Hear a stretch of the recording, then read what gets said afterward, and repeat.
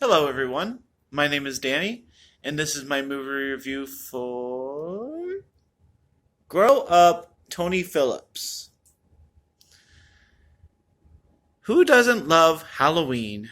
None of Tony Phillips' high school friends do, apparently. It's senior year, and they've now decided that they're too cool for Halloween. When his older cousin returns home right before the holiday, Tony starts to wonder if he really is the dork everyone thinks he is, or if he's just ahead of the curve. In this fun filled Halloween coming of age comedy. Runs about 90 minutes. I'd say it's from 2013. And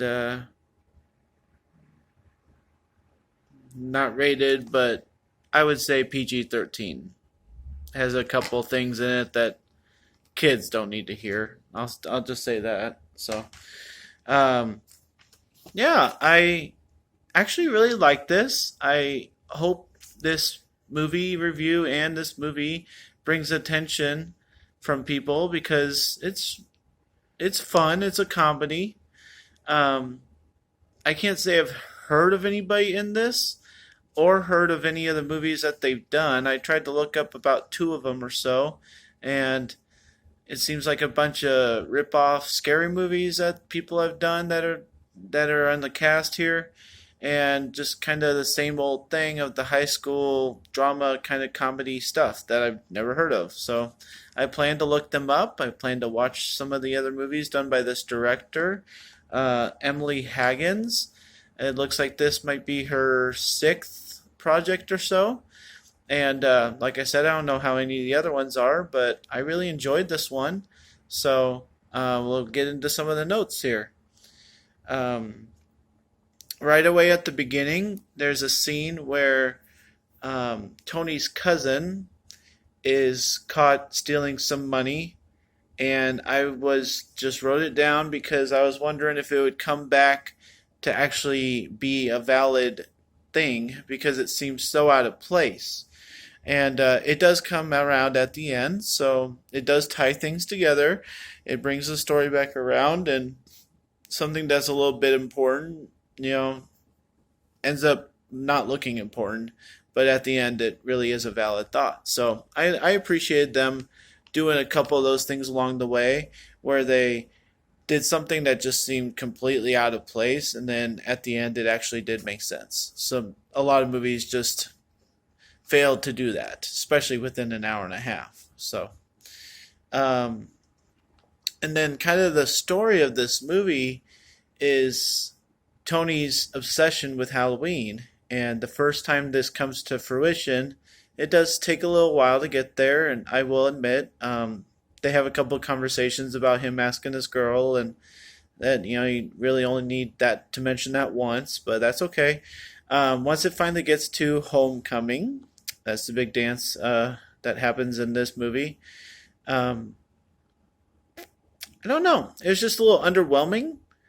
Like, you know, we've seen Carrie kill people at a school dance. We've seen High School Musical dance at a school dance. This one just seemed like you knew something was going to happen, but it just kind of happened. And then everybody laughed, and then we moved on.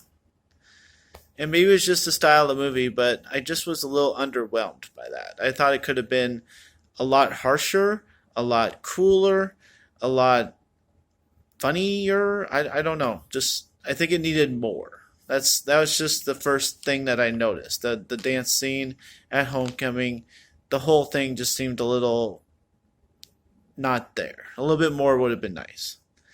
Um, and then going along those lines, this whole movie is about Tony being this big old nerd.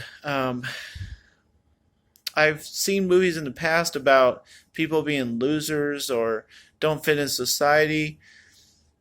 The thing that kept bugging me about this movie is that Tony is painted out to be this really smart person. And I guess the dorkier ones usually are, but I don't think of the smartest person in the school being the most unpopular person in the school. A lot of times that doesn't happen. It didn't happen in my high school. Our valedictorian wasn't. unpopular by any means. Um, most aren't. I mean, they end up going to college and being a fraternity or sorority or whatever, but so they like their closer knit groups, I guess. So they fit into a certain category, but I wouldn't call them nerds, like ever. So it's just a little bit bugging. Just the context of the movie paints him as the school's most unpopular person, but he's so smart. He just has this one obsession that kind of ruins it for him, and so there you go. Whatever you take away from that, I guess. So, the other complex thing about this is his best friend, quote unquote, Craig is the character's name. I've had some situations where I've lost a friend. I've had people that have been too cool for me and moved on in their lives, and I don't talk to them anymore. It happens. It's part of life. I understand that. I just wish this movie would have addressed it in a real life situation. I think him and Craig, honestly, just should have blown up at each other and said that they hate each other, and you could have taken Craig out of the rest of the movie. He got like 2 or 3 more scenes after everybody that watches this movie is convinced that he's just a jerk and he had wants nothing to do with Tony.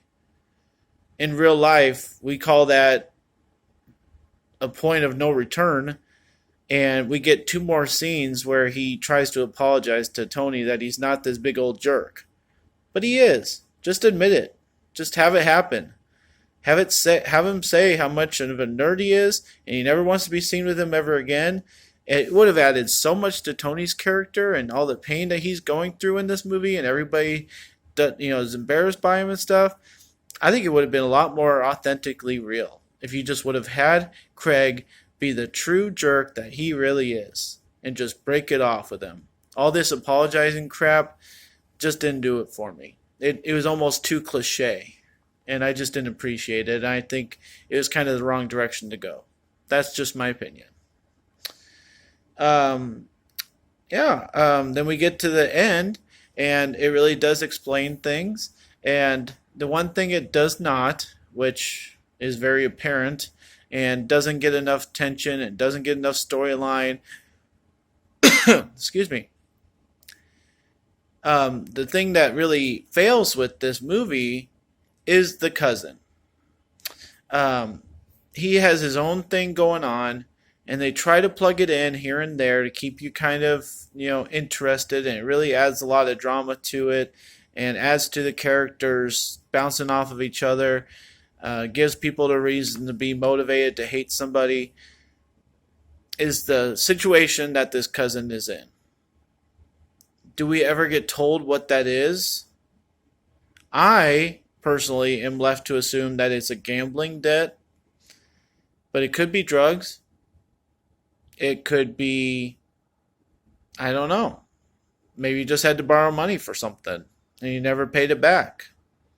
I have no idea. I wish movies would stop doing this.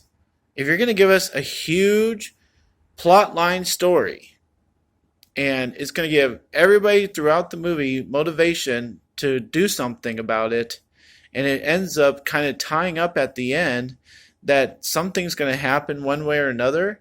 I mean, somebody got beat up because of this storyline. People got affected by him stealing money for this